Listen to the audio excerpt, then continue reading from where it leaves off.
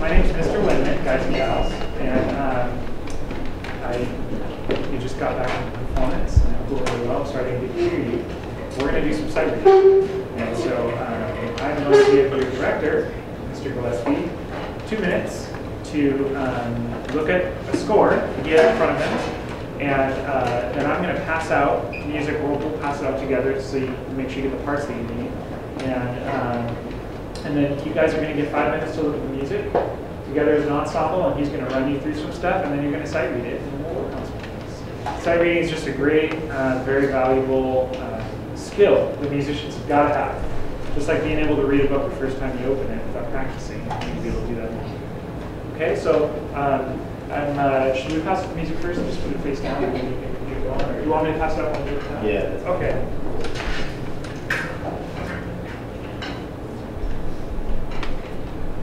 Turn your music over. Here we go. First thing we're going to do, everybody hold up your first finger, right hand. Okay, now start at the beginning. Point at the top, left hand side. Lucas, what does allegro mean? Like fast, like not like, well, it's like heavy to get fast. Right. And so the beginning is fast, isn't it? So with your fingers, please follow along. Go to measure 39 and point right there. Let's do this. Noga, what is andante for a tempo? Andante is a walking tempo. Walking tempo. So is that faster or slower? Slow. Yeah, a little slower, isn't it? Con moto means with motion. So this is the middle section and it's slower. Dante, what is the time signature at 39? Right. How many counts in a measure? Correct. And what is the difference between that 3/4 measure and the previous measure? How many counts are in the previous measure? Correct. So we go from 4/4 to 3/4 at 39, and it's slow with motion. Okay, with your finger, go all the way to where it says DC al coda in measure 69. Yeah, it's 69, I know. Felicia, DC al coda, del capo. So where do we go when we get to the DC? Capo.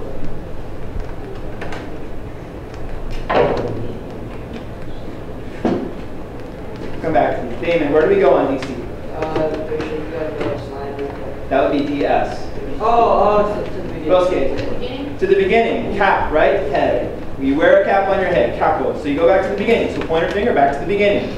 So this is where we go back to when we get to DC al coda. Okay, now with your pointer finger, what you're going to have to do is find where it says to coda. And I want someone to raise their hand when they find where it says to coda and a target symbol. Trevin, what measure is to coda? 37. Correct. Well, it's the end of 36, but you're correct, 37. So now we go to the coda. The coda should be at the bottom of the page. What measure does the coda start at, Urban? Okay, and then we play to the end. Now, what we're going to do is go over some rhythms. So first thing, trumpets, measure number 2. You're going to start there.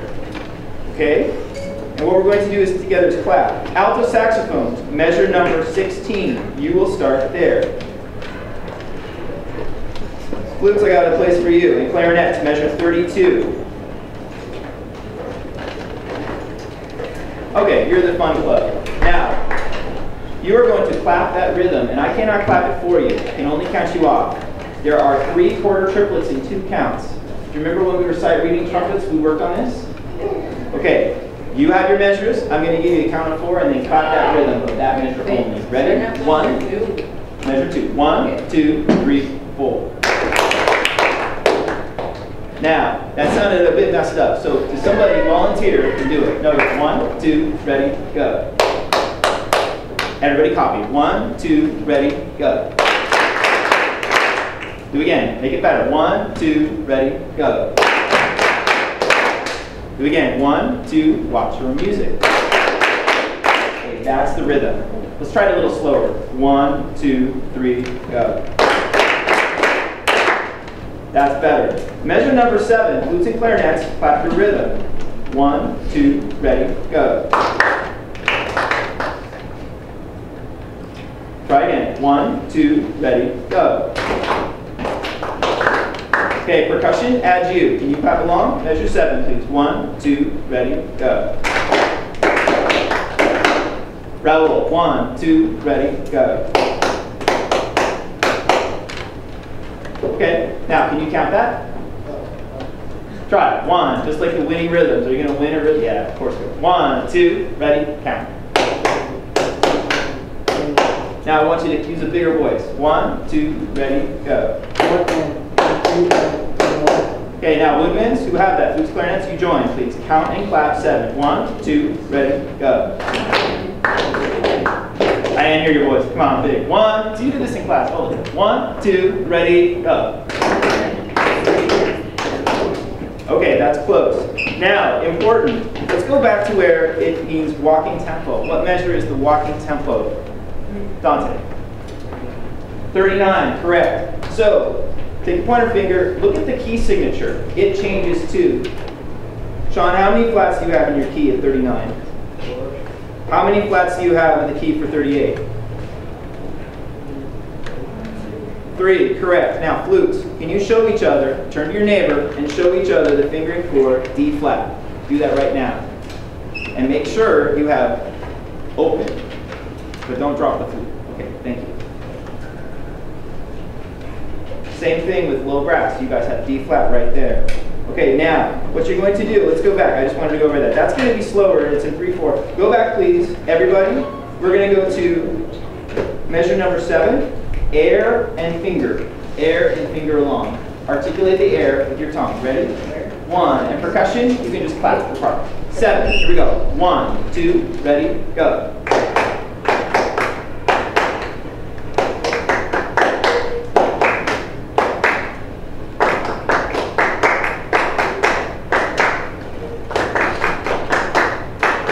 Okay, now we're coming up on measure 15, and the symphony comes in. I don't know if we're going to have something like this. Okay, we're a little off. 18, 19, 20, and 21, 22, 23, 24. Okay, that's, I think you guys have the idea. Now, same thing, 39. I'm going to catch you off, air and finger. 1, 2, 3, 1, 2, 3.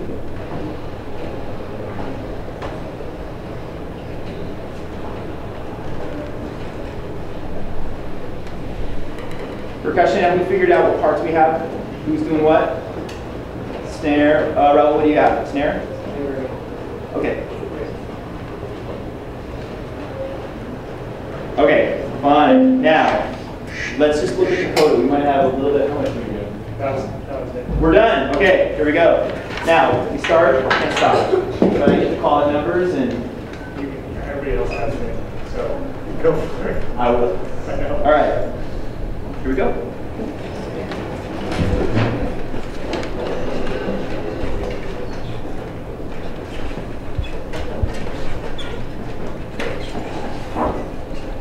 I'll give you a count of 4 at the front.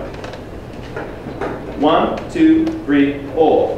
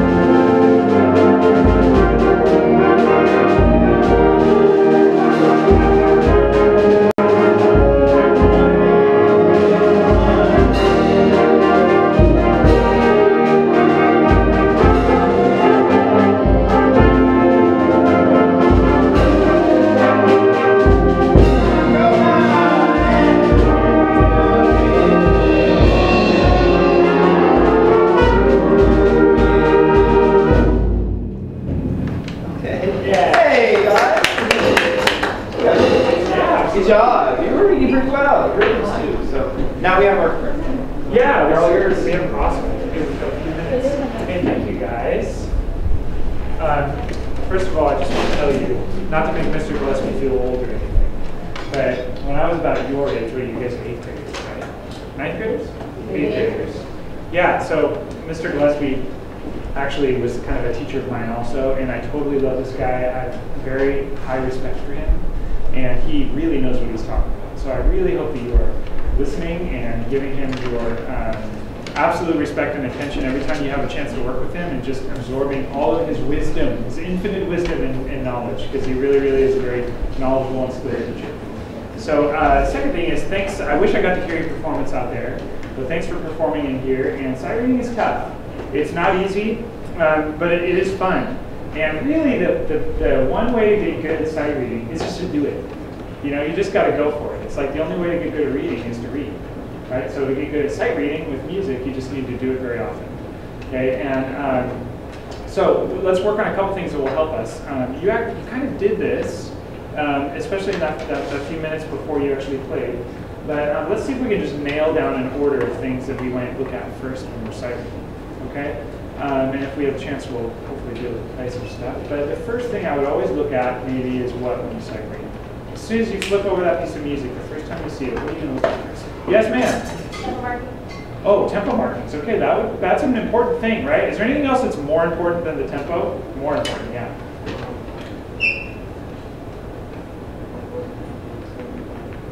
Oh, the time signature, okay. Key signature? Oh. What the rhythm is. Okay, there's rhythms, there's complicated rhythms. You know what? There's no wrong answers as far as those things are all very important. But there's one thing that's really important to look at first, yeah? Yeah, the title. What's the title of this song? On Wings of Eagles. So I'm thinking, is this going to be inspiring? It's going to be exciting. Maybe it's going to be like fly, you know, that kind of flying thing. It's going to be something that's very emotional, that kind of cool thing, right? It's music, and that's going to inform you. Because if the title of the song was, you know, My Long Lost Love, right? Do you think that's going to be exciting in that tempo or slow and beautiful? It tells you something about the music, right? So On Wings of Eagles, okay, it's very exciting. At least that first part is. The next thing I might look at is the time signature. What's your first time signature at the beginning? Yes, sir? 4/4 time. 4/4 time. What's that mean? 4 beats per measure. 4 beats per measure. What kind of a note gets a beat, everybody? Quarter note. Excellent. Then the time signature changes in what measure? You've already answered the question. I know you're smart, though. Yes, sir? 39. 39. Measure 39. It changes to what time signature? 3/4. 3/4. What does that mean? It's three beats per measure. And what kind of note gets beat, everybody? Quarter note. Quarter note still gets the beat. Okay, does the tempo change there? Yeah. It's good to just make a mental note of that when you get there. And good job when you sight read, following Mr. Gillespie and watching him and actually doing that tempo change right there. The next thing we might look at is key signature. Key signatures. What's your first key signature there? You talked about this. Sorry? Your very first key signature is not E minor. Oh, D minor. No, you're not quite. Not quite. How many? Let's ask. How many flats do you have in like concert instruments, right? Or what's a concert key signature? Yes, sir. We're not in concert F to begin with. Yeah. Not in concert B flat. How many flats do you have in your key signature, trumpets? You have 1 flat, which is your F. Okay. But concert. E flat. We're in concert E flat at the beginning, right? Concert E flat. Everybody say concert E flat. Concert. That's your key signature, and for each instrument, it's, you know, depending on what key your instrument's in, it's different. Then when you get to the 3/4 bars, that measure 39. Measure 39. The key signature changes, doesn't it? Okay. Is there more flats or less flats? There's more, so we change, and so now we're in concert. Not concert C. Close. Yes. A flat. Concert A flat. We're in concert A flat here, so you got it. It's really good to know if you know your your key signatures just on the spot. If you can just name your key signatures in your sleep, when you see that first key signature, you go, oh, I'm in E flat, concert E flat, right? And then you see the next one, like, oh, I'm concert A flat, and your fingers immediately know where to go, or here, right, or here for drum roll, right? I mean, you totally know exactly what to do with those key signatures, okay? So let's make sure that we adjust when you get to those places. And then after that, somebody said rhythms there as far as order of things we might look at also. you want to kind of look at your page and go, where are some rhythms I maybe don't understand? And right away, Mr. Gillespie pointed at 2 rhythms that were really important, and they were exactly the right ones to look at. And the first one was what rhythm? Yes, sir. That's the tempo marking, but there's a rhythm in that area, yes? The 2 quarter note triplet. Quarter note triplets with 2 quarter notes afterwards, right? That's right. Everybody find a place in your music and use that pointer finger and put it on the measure where you have 3 quarter note triplets followed by 2 normal quarter notes. Find a measure. Everybody in the band has got it, with the exception of maybe some percussion parts that don't have it. But you can look at one of the percussion parts that does have it, because almost everybody else has it. Find it? Okay. Let's all do that rhythm one more time. You actually did a pretty darn good job with this rhythm. Let's all say that rhythm. Go ahead and count it out loud. I don't want you to clap it. I want to count it out loud using the word triplet. Okay? And then you're going to count the next two beats, right? Which is 3 and 4. So it's going to be triplet, 3, 4, but in time. Here we are. Try it. 1, 2, ready, go. Triplet, 3, 4. Well, did you hear how we kind of made the rhythm really precise and you aimed for beat 3? Again, 1 and bless you, ready, and go. Triplet, 3, 4. Now aim for beat 3 this time, so you get it right there. 1 and 2 and ready and go. Triplet, 3, 4. Again, ready and go. Triplet, 3, 4. Good, that's the idea. And then the other rhythm that you looked at, which I think that, did you go ch-ch? I don't remember if you did that or if you guys just, oh, you clapped it. And that is the counting of the 1 and 3 and 1 and I think you did it, right? Tyler, what's your name? Oh. It was great. Can you do it again, please? 1 and 2 and count that, go. Yeah, and this is, Mr. Gillespie was getting at this also. Everybody say confidence. Confidence. See, some of you didn't really say that. I said everybody say confidence. Confidence. You gotta say it like that. Sit up straight in your chairs. Yeah, like you're proud, right? Confidence. Now, count that rhythm confidently. 1 and 2 and roll, go. That's the idea, right? Everybody count that rhythm. You don't need to look at it because you just heard it. Count that rhythm confidently. 1 and 2 and confidence. 1 and 2 and 3 and 1. Because it keeps going for a while, right? Now, we're just going to go from the beginning, and if there's anything I would like you to change in your playing, now that you've seen the steps of things we're going to look at when we sight read, I would like you to play with way more confidence than I just heard you play first. Okay? It's really, really important that you approach this music like you've known it for 100 years. I mean, none of you are 100 years old, I hope, but if you were, I could call you Gandalf. It'd be awesome. So you need to play confidently. You really do need to play confidently. Just pretend like you know it and go for it. Get those rhythms. If you don't get the notes, I'll forgive you, but don't mess up those rhythms. Try as hard as you can to nail those rhythms and play confidently. Let's go from the beginning and see how we do. Okay? Show me exemplary posture. Instrument playing position. Eyes are here. 2, begin.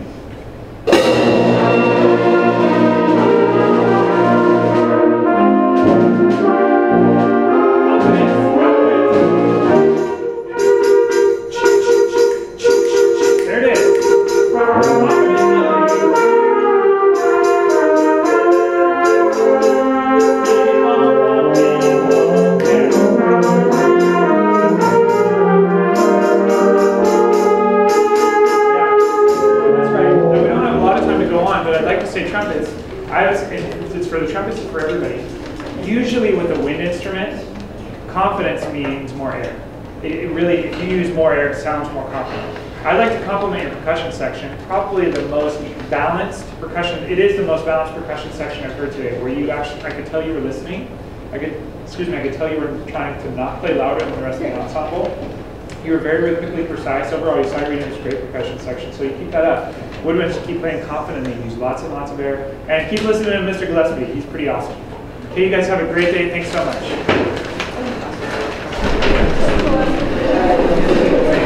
Oh, I'm sorry.